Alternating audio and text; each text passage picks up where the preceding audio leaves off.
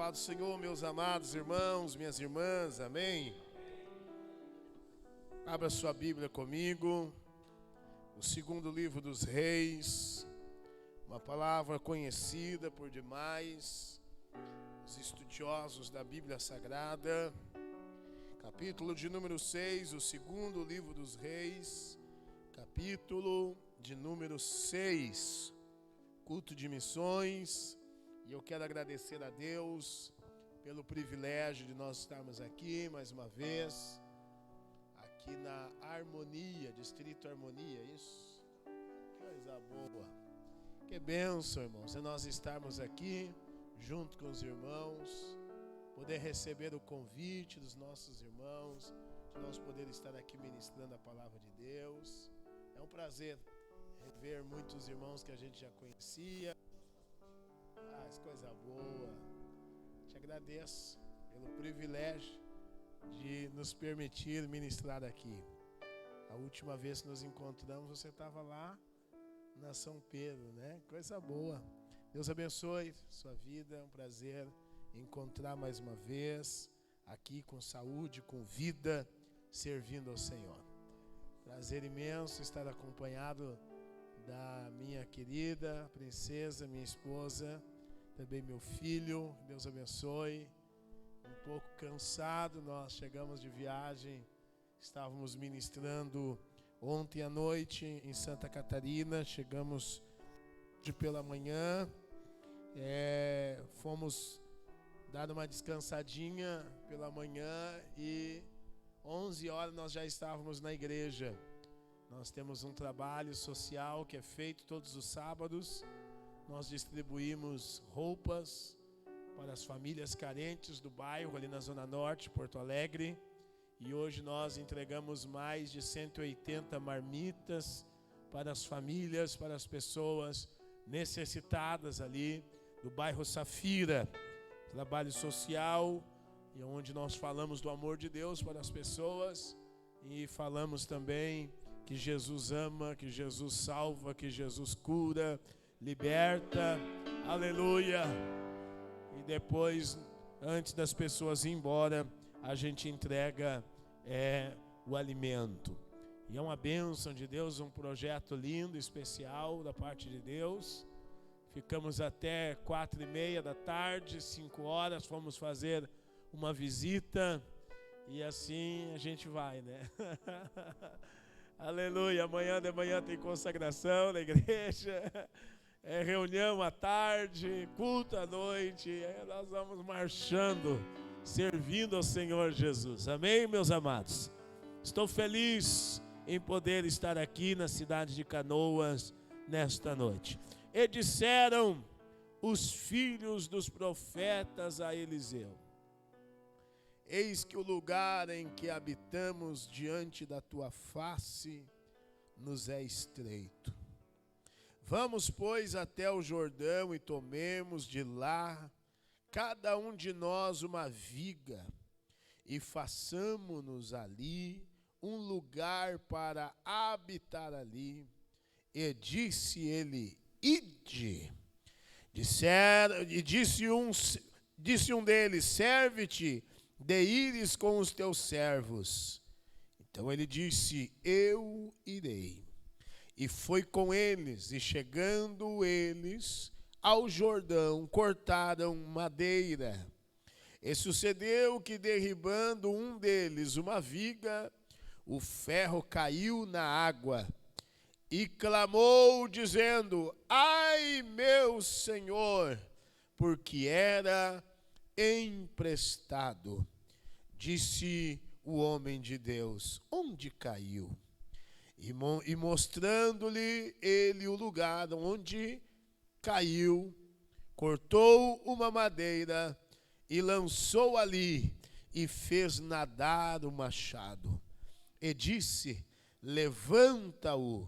Então ele estendeu a sua mão e o tomou. Glória a Deus. Tome assento, em nome de Jesus. Aleluia. Eu estava pedindo a Deus uma palavra para ministrar nesta noite, em um trabalho de missões, em um culto missionário. Nós, pela bondade do Senhor, também atendemos os projetos de missões da nossa igreja de Porto Alegre. Estamos ali assessorando.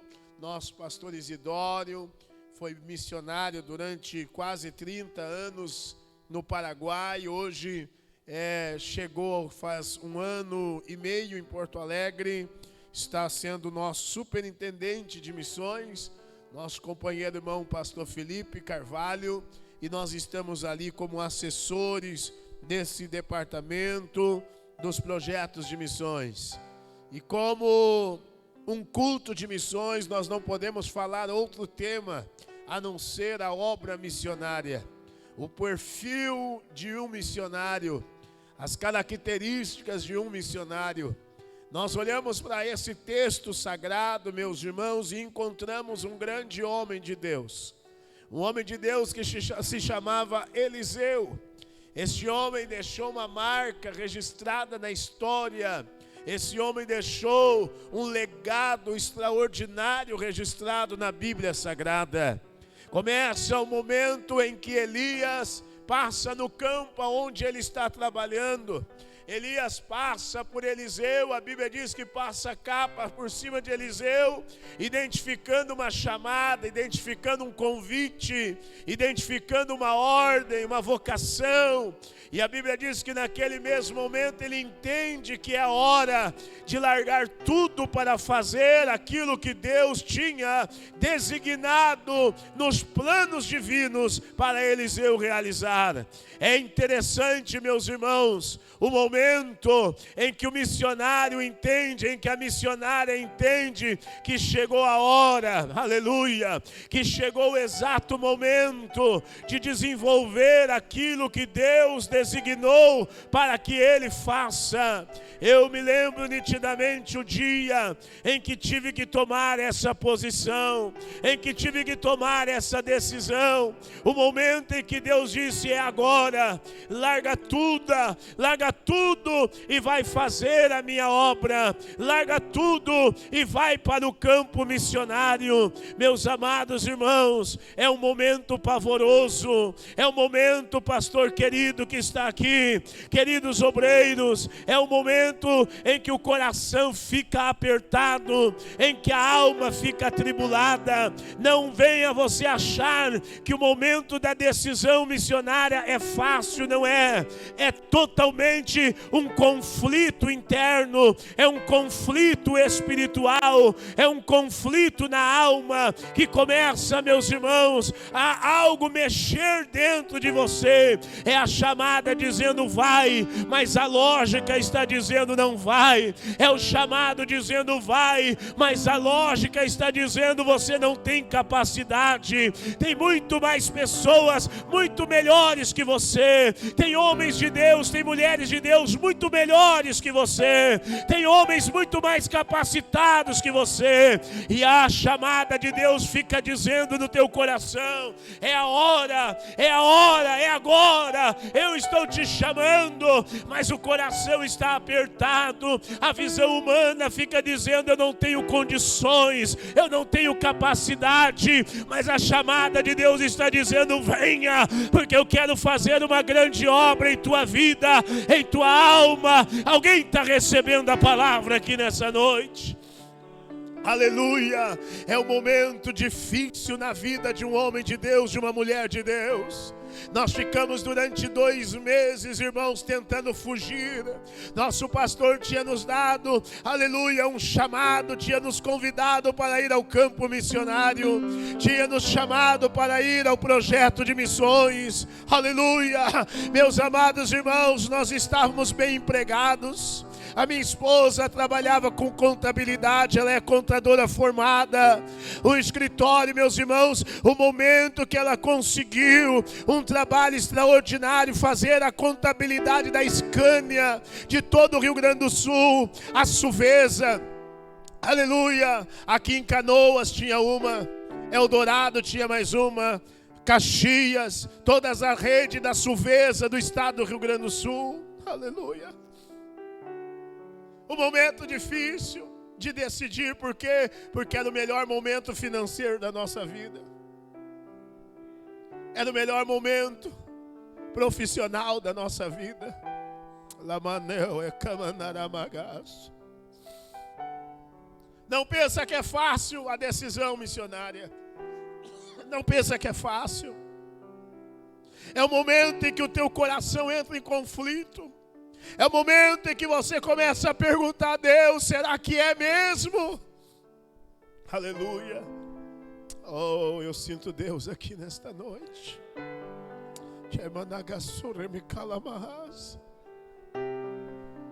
E Deus falava dizendo: está chegando a hora. Eu estou abrindo a porta. E Deus dizendo: eu escolhi vocês para o campo missionário.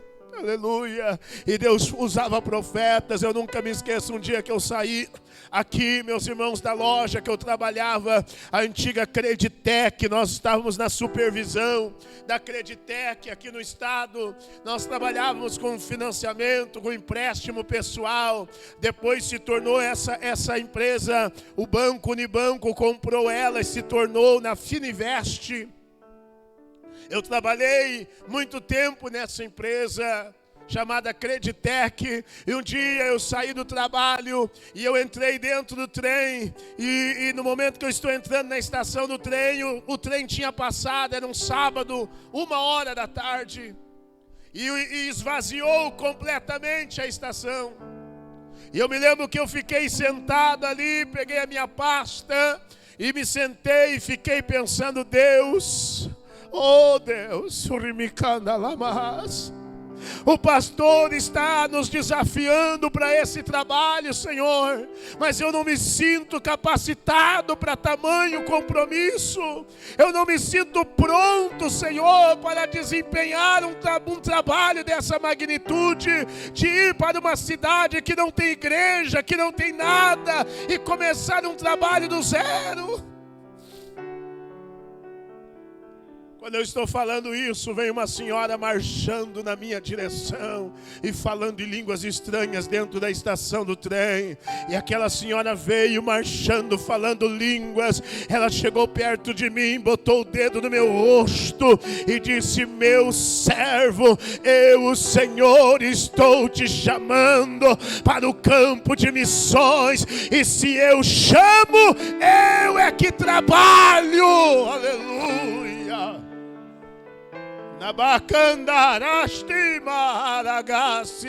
Cheguei em casa, a minha esposa está em lágrimas em casa. Eu disse: o que foi, meu bem? O que aconteceu? Ela disse: eu estava orando agora pela manhã e o Espírito do Senhor falou comigo dizendo: prepara as malas e vai para o campo missionário, porque chegou a hora de eu fazer aquilo que eu tenho convosco.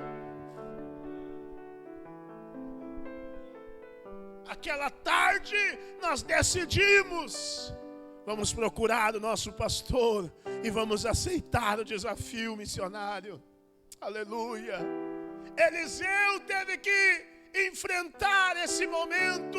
Eliseu teve que passar por esse momento, porque Eliseu não era uma pessoa desocupada. Eliseu era um homem que tinha o seu trabalho, ele desempenhava suas tarefas, ele desempenhava um ofício, ele estava lavrando a terra lá na 12ª junta de boi. Irmão, o que é isso? 12ª junta de boi, pastor José? Era homem que tinha, meus irmãos, condições financeiras. Ele vinha de uma família que tinha condição financeira. Ninguém, irmão, que tinha pouco dinheiro conseguia ter 12 juntas de boi para trabalhar no campo. Isso era pessoa bem de vida, era pessoa bem de poder aquisitivo.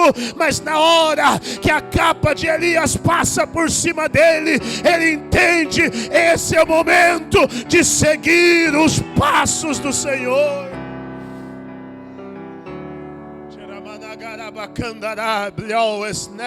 Aleluia.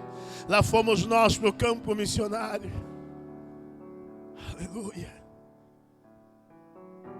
Nem vou pregar. O Espírito de Deus está dizendo: fala das experiências missionárias. 00:30, uma quinta-feira, nós chegamos na cidade chamada Pouso Novo. debaixo de chuva, uma chuvarada, uma casa velha. Me disseram que tinha uma casa para o missionário morar. Tem uma casa, uma casinha de madeira, mas é uma casa boa. A casa boa que me disseram que tinha para morar era de um galpão, que desmancharam um galpão e fizeram uma casa.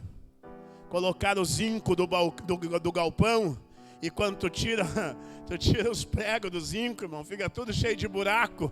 E eles colocaram aquele zinco por cima daquela casa, aquela tapera. Essa é a casa do missionário. 00:30, chuva, na beira de um barranco a casa ficava. Quando nós entramos dentro da casa, aleluia, descia um aguaceiro lá de cima daquele morro e entrava para dentro da casa. Irmão, nós dobramos o joelho, aqui eu e a minha esposa de prova, dobramos o joelho ensopado na água, dobramos o joelho naquele barro ali, naquela sala, tudo cheio de barro, e nós dobramos o joelho. Pastor botou as mãos sobre as nossas cabeças, aleluia. Ele foi com a mudança, junto com o caminhoneiro, o pastor presidente foi para nos levar, oraram por nós, aleluia. Ele subiu no caminhão e veio embora. Nunca me esqueça das palavras: estás empossado em nome de Jesus, e Deus te honrará nessa cidade. Eu fui para fora, pastor, e eu fiquei olhando quando o caminhão começou a descer aquela estrada de chão, e foi sumindo a sinaleira, Quando eu não enxerguei mais a sinaleira, me deu um desespero. Eu não dormi nada aquela noite.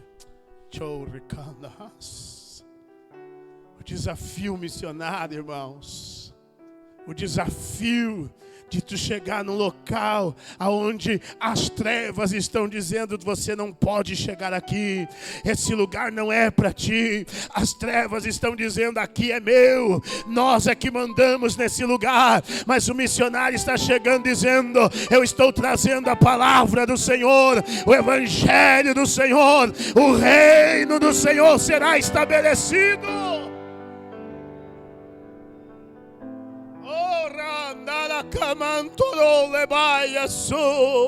Oh, glória seja dada ao nome de Jesus. Alguém está entendendo o que Deus está falando? O desafio missionário.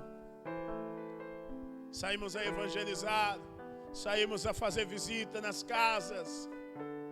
Minha esposa tem um pavor de cachorro, porque quando ela era pequena, ela começou a correr na rua dos cachorros e ela caiu, e mais de 7 cachorros morderam ela. A minha esposa tem pânico de cachorro. Onde é que Deus trabalha?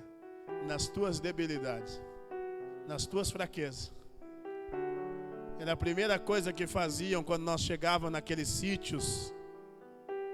Pouso Novo é uma cidade de serra, sobe e desce. Muitas casas ficam lá embaixo, você tem que descer. E quando as pessoas viam que nós estávamos chegando, aleluia, as pessoas faziam o quê? Pega.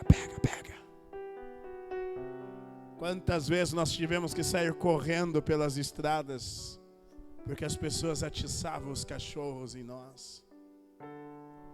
Quantas vezes nós abríamos aquela sala para culto e pensava assim: ficamos o dia inteiro, evangelizamos, fazemos a obra do Senhor o dia inteiro, de casa em casa, convidando as pessoas. Hoje vai vir alguém. E nós abríamos aquela sala para o culto e nem entrava ninguém dentro daquele lugar, irmãos. Eu pregava para a Rosane um dia, no outro dia a Rosane pregava para mim. E nós no outro dia estava na rua de novo, evangelizando, falando de Jesus, convidando as pessoas, e ninguém entrava dentro daquele lugar. 8 meses fazendo 3 cultos por semana. 8 meses e nenhuma alma entrava naquele lugar.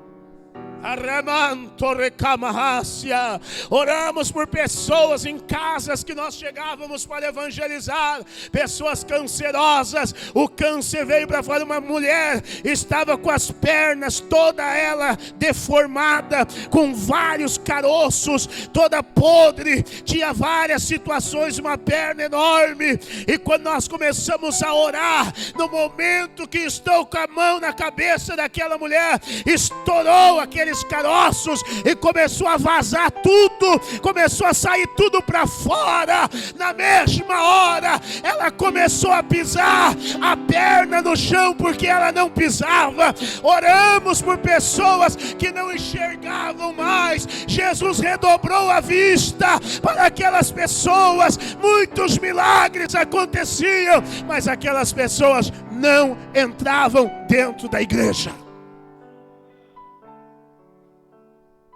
Por que, pastor José? Porque a primeira coisa, pastor, obreiros que estão aqui, a primeira coisa que Deus vai trabalhar em nós é quebrar as nossas expectativas. Vou repetir. É quebrar as nossas expectativas. Porque se acontecer exatamente como você está esperando, você se acha autossuficiente. Você se acha que você conseguiu. E aí Deus tem que quebrar o vaso. Deus tem que esvaziar tudo que tem do próprio vaso. Tira tudo dentro dele. Alguém está entendendo? Aleluia. Você assume um trabalho aqui, pastor, e aí vem com uma expectativa, e a gente vem com aquela expectativa, e daqui a pouco começam a passar os dias e não acontece nada daquilo que a gente pensava. Começa a acontecer situações que nós não estávamos esperando. Começa a acontecer combates, problemas que nós não estávamos imaginando. Por quê? Porque é Deus quebrando a expectativa do homem, dizendo: tu depende de mim, tu precisa totalmente de mim, e sem mim nada tu consegue fazer.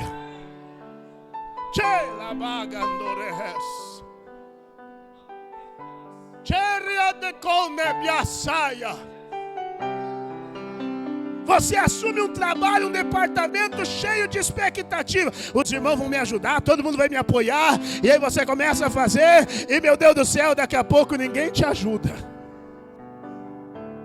Os irmãos, eu vou motivar os irmãos vão estar do meu lado. Daqui a pouco você se depara sozinho, não tem ninguém do teu lado. Por que os irmãos não me amam? O que está acontecendo? Por que o povo não me ajuda? Não é isso, é Deus quebrando a expectativa humana para fazer nós depender dEle totalmente. Meu Deus. Torianerras. Não acontece como nós pensávamos. E aí nós começamos a botar em xeque. Nós começamos a questionar a nossa própria chamada. Será que eu não me equivoquei? Será que aquilo que os profetas falaram, será que era verdade? Tu começa a questionar tudo. Tu começa a questionar.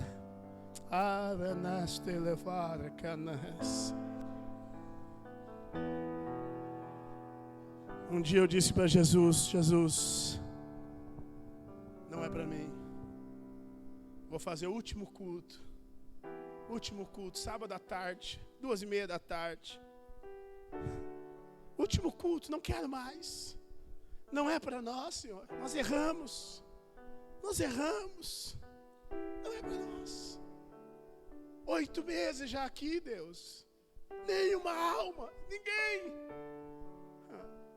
E o problema é que a igreja que te envia, o povo que... Eu estou falando para uma igreja aqui, missionária, pastor, que tem vários missionários no campo. Nós não podemos exigir dos missionários.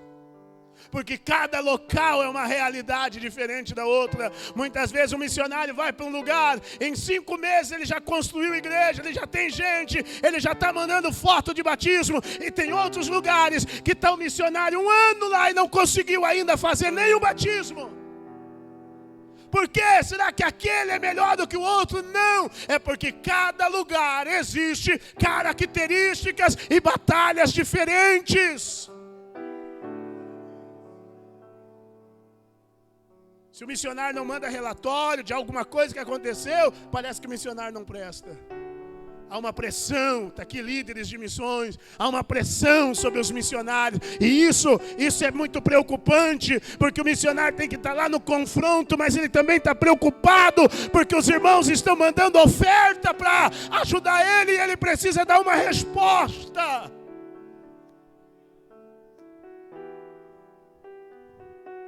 Vou ter que encerrar, pastor.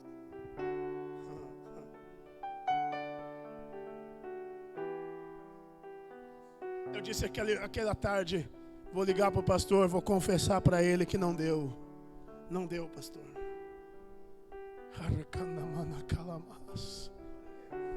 Eu dobrei o meu joelho no altar. Nós tinha local de madeira simples, uns bancos de madeira. Eu dobrei meu joelho. Eu disse, hoje eu vou cantar um hino da harpa. Eu vou fazer uma oração e nós vamos embora. Vou ligar, vou até a cidade. Era 11 quilômetros da cidade. Vou até a cidade, vou pegar um orelhão, vou ligar para a igreja e vou dizer, vamos embora.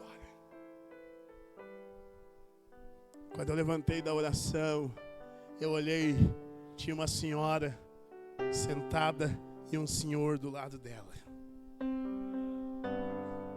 A irmã Maria e o irmão João Sena. Comecei a cantar o hino da harpa. No meio do hino da harpa, a irmã Maria, com 84 anos de idade, ela se levantou no meio do hino 15 da harpa cristã. Ela se levantou em lágrimas, dizendo, o que eu faço para aceitar esse Jesus que o Senhor está cantando? Eu parei o hino na mesma hora, parei de cantar e disse, vem aqui, senhora, eu vou orar pela senhora. Só quer entregar a vida para Jesus? Ela disse, eu quero entregar a minha vida para esse Jesus que o Senhor está cantando. Então venha. Quando ela veio e saiu do banco para vir assim na frente do púlpito, Jesus batizou ela com o Espírito Santo e com fogo. Amanda Cataraia, essa senhora de 84 anos começou a marchar e pular naquela casinha de madeira. A glória tomou e ela chegou na minha frente. A primeira vez que ela entrou dentro de uma igreja evangélica, chegou na minha frente e diz, assim te diz o Senhor que te mandou para esse lugar. Ele te provou na fornalha e você foi aprovado. A partir de hoje eu começo a mudar as coisas nessa cidade, diz o Senhor dos Exércitos.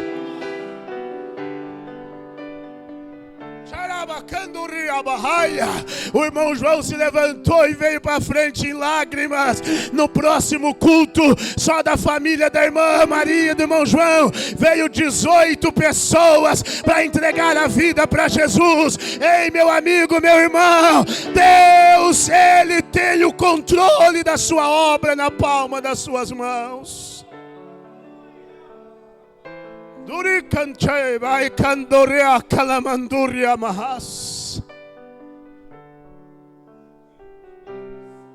Chegou uma senhora com uma criança, aquela senhora com lágrimas. Era a mãe do prefeito municipal. Falei para o meu filho vir aqui, mas ele não tem coragem. Falei para minha nora vir aqui, mas ela não tem coragem também. Eles levaram a criança para tudo. Levaram para o espiritismo, levaram para a benzedeira, levaram até para um homem lá perto de Sapucaia. Imagina, irmão, sair lá do interiorzão, aonde disseram que lá faziam um trabalho para o menino se curar, e nada adianta, nada socorre essa criança. Eu disse para o meu filho, disse para minha nora, vai lá nos crentes, leva lá para aquele pastor dos crentes, para ele orar, para ele fazer uma reza. Aleluia.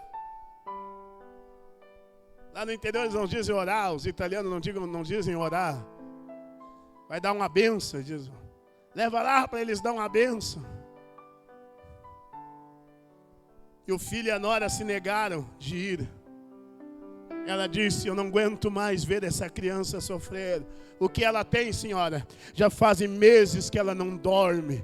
Essa criança grita. Ela diz que vê coisa. Ela vê bicho. Ela vê monstro. E ela não dorme. Ela dorme 2, 3 minutos e acorda gritando. Muitas vezes ela está cansada.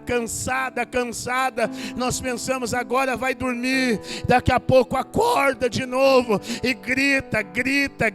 Nada consegue fazer essa criança descansar, dormir tranquila. Ela grita toda hora, dizendo que estão pegando ela, que vão matar, que estão dentro de casa, estão dentro do quarto, estão aqui, vão nos matar. E está todo mundo perturbado lá dentro da nossa família, pastor. Faz alguma coisa pelo meu neto, nós não aguentamos mais.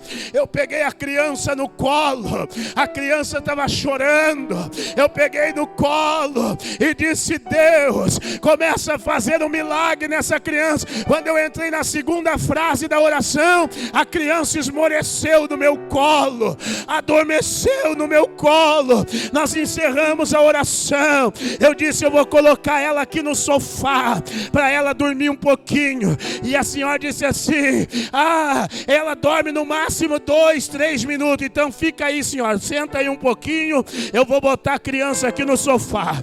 Botei a criança no sofá e disse para ela: senta que a minha esposa vai fazer um cafezinho para a senhora.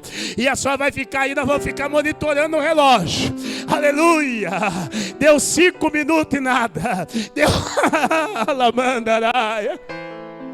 Deu 10 minutos e nada. Lá pelos 15 minutos aquela senhora já estava chorando e dizendo: eu nunca vi ela adormecer desse jeito.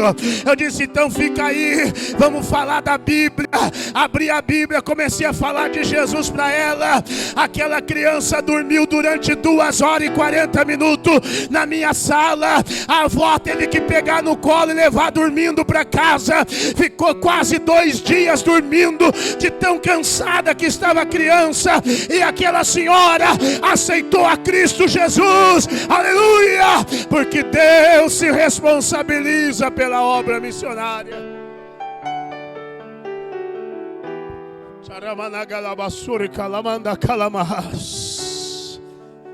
Outro dia eu venho aqui para pregar.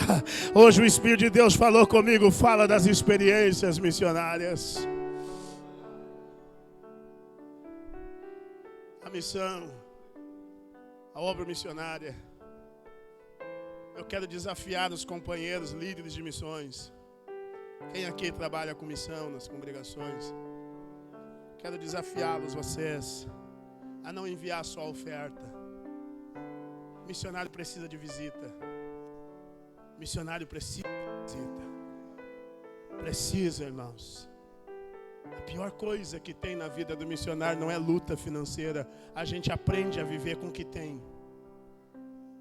A gente aprende a viver com batata doce, né, meu amor? Como assim, pastor Zé? A igreja não mandava o dinheiro. Só que teve um problema na conta.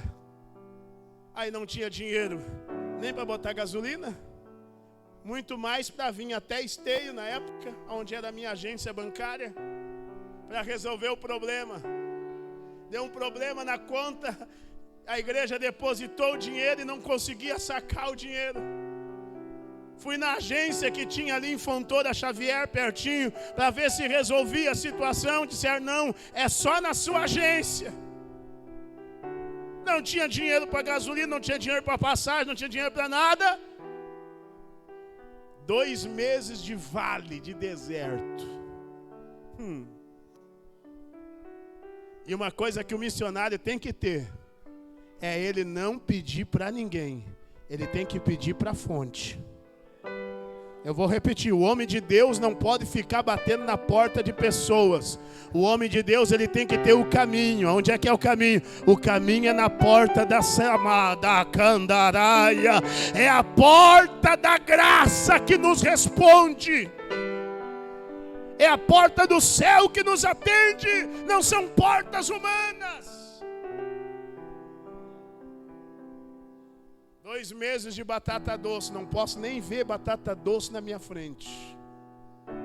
Os irmãos que trabalham comigo, congregam comigo, às vezes para brincar comigo, eles dizem: pastor, vamos lá em casa que nós vamos fazer uma batata doce lá. Eu disse: então nem vou, não posso nem ver batata doce na minha frente. Tu ia numa casa visitar a família, terminar a época de batata doce no interior é tremendo, irmão. Tem batata doce na panela, tem batata doce no forno, tem batata doce em cima da mesa, em tudo que é lugar tem batata doce. Chegou o pastor, chegou o missionário. Primeira coisa que vamos fazer, um chimarrão bem tupetudo. E o que nós vamos servir para conversar e prosear? Batata doce assada. Terminava a visita, vamos orar, vamos abençoar, vamos embora. Ô velho, vai lá e pega uma cozinhada de batata para o pastor levar. Jesus querido. Saco de batata dentro do porta-mala. Era batata de manhã, batata à tarde, batata de noite. A Rosane tentava fazer diferente, fritava. No outro dia ela tentava cozinhar. No outro dia ela botava farofa, botava farinha. No outro dia tentava fazer. Até que chegou um ponto que não dava mais. O missionário, ele aprende a viver com o que tem. Ele aprende a viver com a realidade do seu momento. Tem momento que ele está comendo churrasco, mas tem momento que as coisas estão apertadinhas, que só vai ter muitas vezes um arroz e feijão em cima da mesa. Deus nunca deixou missionário passar fome. Esse negócio de missionário dizer que passa fome é mentira, porque não tem chamada. Missionário não passa fome. Deus sempre provê a necessidade dele, sempre. Missionário aprende a viver com o que tem. Aprende a viver com o que tem. A maior luta missionária não é a falta de recursos, porque Deus provê, Deus faz alguma coisa, Deus faz brotar água da rocha se precisar. Não é o problema financeiro a maior luta missionária. A maior luta missionária é a solidão que o missionário enfrenta no campo.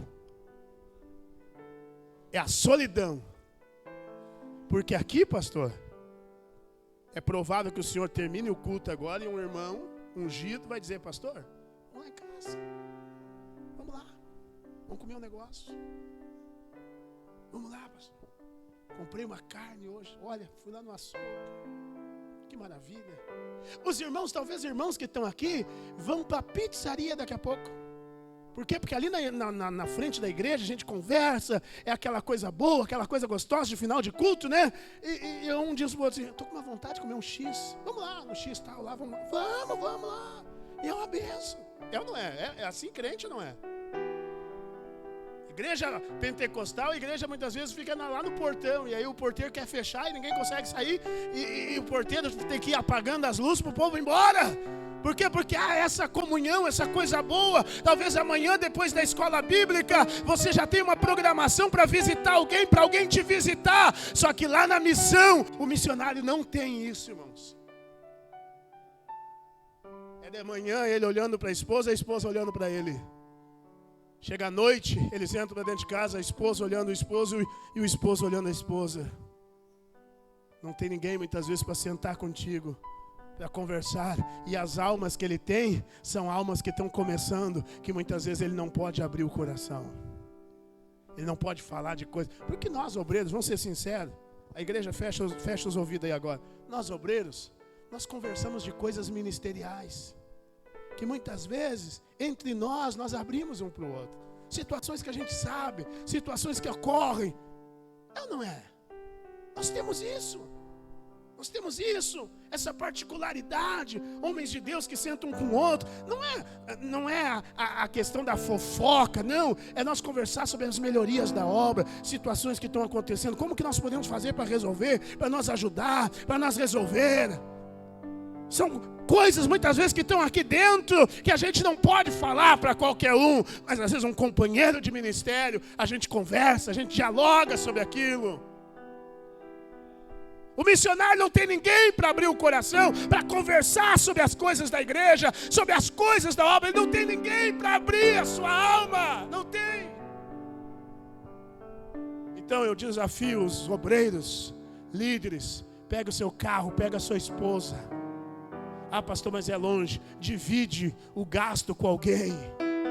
Ó, irmão, nós vamos passar um final de semana lá com o missionário tal. Aleluia. A igreja de Canoas, há muitos anos tem missionário no Uruguai. Eu sei que tem. Outro país vizinho aqui, qual que é? Paraguai também. Fiz uma viagem para o Paraguai agora, faz uns 3 meses. Foi eu e mais 2 obreiros. Nós fomos lá no Pilar, lá no fundão do Paraguai. 1.580 quilômetros para ir e depois mais 1.580 para voltar. Em 3 motoristas, irmão, foi uma maravilha. Enquanto um dormia, o outro pegava a boleia. Nós saímos daqui meia-noite, era 2 horas da tarde, nós estávamos lá no Pilar. Não, pastor, você tem o pé apertado. Sim, sim. Pega a Argentina ali, irmão. Aquelas faixas da Argentina, é 170, 180, só o anjo de Jesus para guardar. Hã? Irmão, nós temos que fazer isso. O missionário não quer só financeiro. O missionário não quer só oferta. O missionário, ele precisa sentar com alguém. Pastor, eu vou encerrar, senão o senhor não me convida mais. Esteja em pé, irmãos. Está tão bom de falar das coisas da obra missionária. Aleluia. Glória seja dada ao Senhor. Glória seja dada ao Senhor. Vamos orar a Deus, querido Pai Celestial. Hoje é uma noite missionária, é uma noite de missões. É uma noite de missões, é uma noite de missões. É uma noite em que o Senhor está chamando alguém para a obra missionária. Alguém está sendo chamado, alguém está sendo vocacionado. Alguém, Senhor, está sendo convidado para o campo missionário, para o desafio missionário. Alguém está sendo chamado nessa noite pelo Teu Espírito para um projeto de missões, para um trabalhar de missões. Ó Deus querido, faz algo grande na vida desse homem, desta mulher. Realiza coisas extraordinárias para que eles estejam no centro da Tua vontade, Senhor. Nós oramos nesse momento, apresentamos a Ti a Tua noiva, para a glória e a honra do Teu nome, Senhor. Tira bagandaraya.